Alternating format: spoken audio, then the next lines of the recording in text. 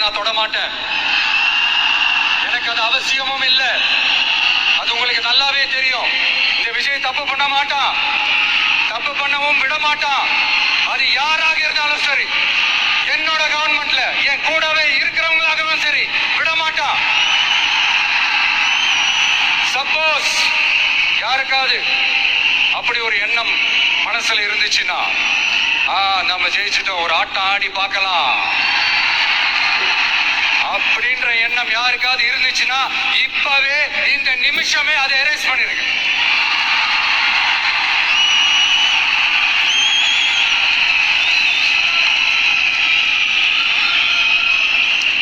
இங்க ஒரே சென்டர் தான், என் தலைமையில் உண்டான சென்டர்.